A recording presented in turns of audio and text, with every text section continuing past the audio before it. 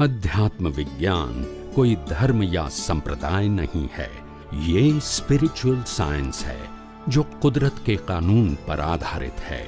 ये विज्ञान पूरे ब्रह्मांड के सभी रहस्यों को उजागर करता है और जीवन के सभी पहलुओं को समझने के लिए एक नई दृष्टि देता है।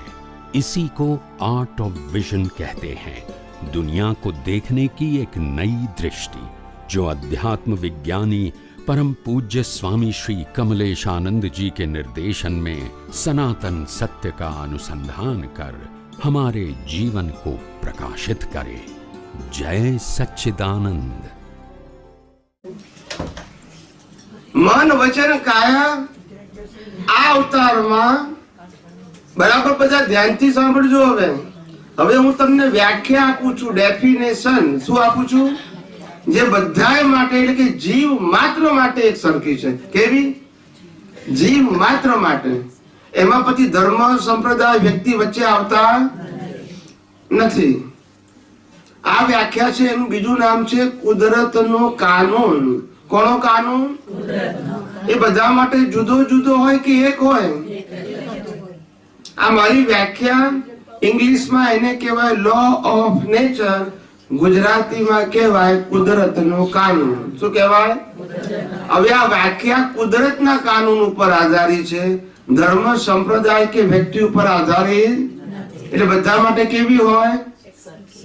એક જ સરખી। એ વ્યાખ્યા બરાબર કાનથી અને ધ્યાનથી સાંભળજો। જન્મથી મોત સુધી મન વચન કાયા દ્વારા જે કંઈ પણ કરવામાં આવે છે એ 100% ગયા અવતારના કર્મનું ફળ છે। એટલે રામ પણ વનવાસ રોકી શકે નહીં, સીતાને ઉપાડવાનો સંજોગ રોકી શકે નહીં, યુદ્ધ કરવાનો સંજોગ બદલી શકે નહીં, કૃષ્ણ પણ યુદ્ધ રોકી શકે નહીં, કૃષ્ણનો જન્મ જેલમાં થાય એને બદલી શકે નહીં, કારણ કે કર્મ ફળમાં કોઈનું ચાલતું નથી। એ કુદરતના કાનૂન પ્રમાણે કુદરત ફળ આપે છે। તમે જે ગયા અવતારમાં કરેલા છે કર્મ પ્રમાણે એમાં આજે પસંદગી નથી। શું નથી? સમજી ગયા? હજારો દાખલા આપીશ કે જેમાં આપણી જન્મથી મોત સુધી મહાન પુરુષો પાસે નથી। સમજાય છે? આપણે આ જીવનની અંદર બરાબર ધ્યાનથી સાંભળજો બધા, ladies and gents all, this is a spiritual science. અને હું આધ્યાત્મ વિજ્ઞાન કહું છું, રિલિજિયસ નથી કહેતો। અને કુદરતનો કાનૂન બધા માટે કેવો હોય? અને ધર્મ સંપ્રદાયો બધામાં કેવા હોય? જુદા જુદા। એ યુનિવર્સલ, એ ઇન્ડિવિડ્યુઅલ હોય। કેવા હોય? દરેકની માન્યતા કેવી હોય? જુદી જુદી હોય। એટલે જે વસ્તુ જુદી જુદી હોય એમાંથી પરમેનન્ટ સોલ્યુશન મળે ના મળે, પણ જે યુનિવર્સલ ટ્રુથ હોય એનું સોલ્યુશન કેવું હોય? અને પરમેનન્ટ હોય કે ટેમ્પરરી હોય? સમજાય છે? એટલે મેં તમને ડેફિનેશન આપી એ લॉ ઓફ નેચર પ્રમાણે, કુદરતના કાનૂન પ્રમાણે આપી કે કોઈ પણ વ્યક્તિ આ દુનિયામાં જન્મે છે, જીવે છે અને મરે છે ત્યારે એના મન વચન કાયાથી જે કંઈ પણ કરે છે એ 100% ગયા અવતારના કર્મનું ફળ છે। એમાં એની પાસે આજે ચોઈસ નથી, કારણ કે એક્ઝામ આપી છે એનું શું છે? આ ફળ છે। એટલે સુખ દુઃખ કયા આધારે મળે છે? એ કર્મના ફળ રૂપે। અને આપે છે કોણ? કુદરત। કયા આધારે આપે છે? કુદરતના કાનૂન પ્રમાણે, કોઈ ધર્મ સંપ્રદાયના કાનૂન પ્રમાણે। એટલે બધાને કુદરત એના કર્મનું ફળ જુદું જુદું આપે કે ન્યાય પ્રમાણે આપે? એની મરજીથી આપે કે ન્યાયથી આપે? બોલો। એટલે કુદરતનો કાનૂન બધા માટે કેવો છે? એટલે કાનૂન ન્યુટ્રલ હોય કે પક્ષપાતી હોય? બોલો। સમજાય છે? હવે બીજો પ્રશ્ન ઉભો થાય તો પછી નેક્સ્ટ બર્થ માટેના કર્મો કેવી રીતે બાંધી શકાય? છે તમારી પાસે કોઈ પ્રિન્સિપલનું જ્ઞાન છે? આટલા વર્ષો પછી હું સિદ્ધાંતની વાત કરું છું, હું કોઈ ધાર્મિક શાસ્ત્રોની વાત નથી કરતો। એ કોમન સેન્સનો પ્રશ્ન છે કે આપણી પાસે સામાન્ય જ્ઞાન છે। હવે આપણે કઈ રીતે પ્રગતિ થશે? સાચું સામાન્ય જ્ઞાન પણ સાચું નથી। નવા કર્મ કેવી રીતે બંધાય એ જ ખબર નથી। પછી આપણે પુરુષાર્થ કેવી રીતે કરવાનો? જવાબ આપો, બોલો. હવે કાનથી ને ધ્યાનથી બે રીતે સાંભળજો, ખાલી કાનથી નહીં, ધ્યાનથી એ ખરું. ધ્યાનથી એટલા માટે કહું છું કે નેક્સ્ટ ટાઈમ આવ્યો ત્યારે પૂછીશ પાછું. એટલા માટે આ બધું કહું છું કે અહીં એટેન્શન આપીને સાંભળો. નવા કર્મો ભાવથી બંધાય, જેવો ભાવ તેવો ભાવ, જેનો ભાવ બગડ્યો એનો ભાવ જોઈ શકાય.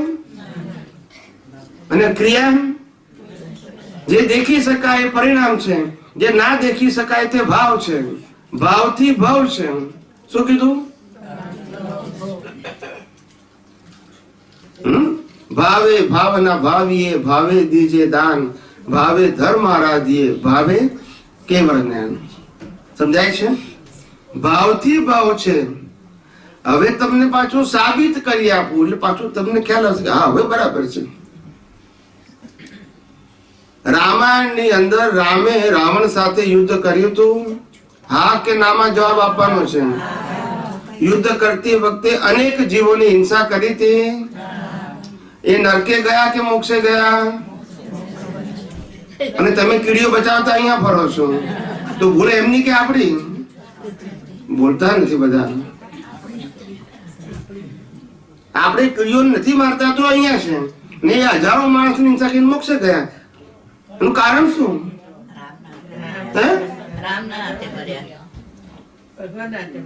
પ્રશ્ન કોના હાથે મર્યા? પ્રશ્ન છે કે માર્યા તો પાપ લાગે કે પુણ્ય, એમ પૂછું છું.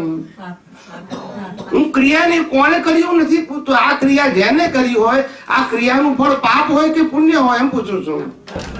તો પછી મોક્ષે કેમ ગયા? હવે પાછું જવાબ આવ્યો તો પહેલા કેમ ના બોલ્યા? ભાવ થયો. મેં દાખલો આપે એટલે બધાને ખબર પડશે, પણ પહેલા ખબર પડતી. પહેલા તમારે જવાબ આપવાનો હતો કે કર્મ ભાવથી બંધાય. હવે હું દાખલો આપું છું એટલે કે છે કે ના ભાવ નતો. એટલે કિંમત ભાવની છે ક્રિયાની. બોલો.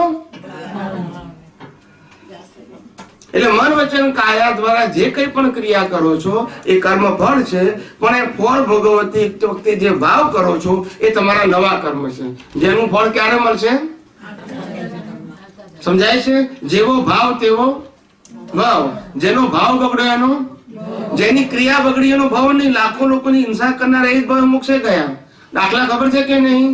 અર્જુન મોક્ષે ગયો યુદ્ધ કરીને, અને રામ પણ. એટલે ક્રિયાનો પ્રશ્ન નથી, શેનો પ્રશ્ન છે? હવે સમજી ગયા? કર્મ શેનાથી બંધાય? બોલો. કોના શેનાથી બંધાય? શેનાથી બંધાય? નેક્સ્ટ ટાઈમ પૂછીશ, પાછા ગોટાળા ના વાળશો. હું આ મહેનત કરીને તમને સમજાવું છું કે નાના બાળકોને ભણાવે એમ બાળ મંદિરમાં. સમજાય છે? પાયાની વસ્તુ આપણને ખબર નથી. હું શાસ્ત્ર જ્ઞાનની વાત નથી કરતો, આ બેઝિક વાત છે. એઝ અ હ્યુમન તમને આ વસ્તુનું જ્ઞાન હોવું જોઈએ. આટલી અઘરી વાત પૂછતો, જે આપણા જીવનમાં પ્રેક્ટિકલ છે એ જ પૂછું છું. એનું આપણી પાસે જ્ઞાન નથી. હવે આગળ કેમ ના વધીશું આપણે? એટલે કહેવાનો મતલબ કર્મ ભાવથી બંધાય છે. એટલે આપણું ફોકસ આપણા જીવનમાં ક્યાં હોવું જોઈએ? ભાવ ઉપર કે ક્રિયા ઉપર? બોલો. અને અત્યાર સુધી શેના ઉપર હતું? પોતાની અને બીજાની. બોલતા નથી. આ મારી ક્રિયા જોઈને મેં કર્યું છે એવું માન્યું, બીજાની ક્રિયા જોઈને એને કર્યું છે માન્યું. આ જ્ઞાન કહેવાય કે અજ્ઞાન કહેવાય? કોઈની પાસે ક્રિયા કરવાની સ્વતંત્રતા છે? આ શ્વાસ લેવાની સ્વતંત્રતા છે? આપણે લઈએ છીએ કે લેવો પડે છે ઓટોમેટિક? આપણે ધ્યાન રાખવું પડે છે કે ભાઈ હું શ્વાસ લઉં છું કે ના લઉં? જોવું પડે છે આપણે? ચાલ્યા જ કરે છે. તો it is a automate system કે આપણે પોતે જાતે આપણી ઈચ્છાથી લઈએ છીએ? તો જે શ્વાસ લેવાની પણ આપણી પાસે સ્વતંત્ર શક્તિ નથી, તો જે શ્વાસને આધારે આ મન વચન કાયા ચાલે છે એમાં આપણી સ્વતંત્રતા હોઈ શકે?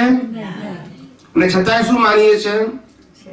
હું કરું એ મેં વિચાર્યું, હું બોલ્યો, મેં કર્યું. આ જ્ઞાન છે કે અજ્ઞાન? હવે અજ્ઞાન ઉપરથી પ્રગતિ થશે? ગાચીના બળદ ત્યાંના ત્યાં, ફળો ગમે. મારી વાણી કડક છે પણ દવા હંમેશા કડવી જ હોય, ગળી ના હોય. બોલતા નથી. ગળીથી તો ડાયાબિટીસ થાય, કડવાથી નીકળી જાય. સાચું ખોટું?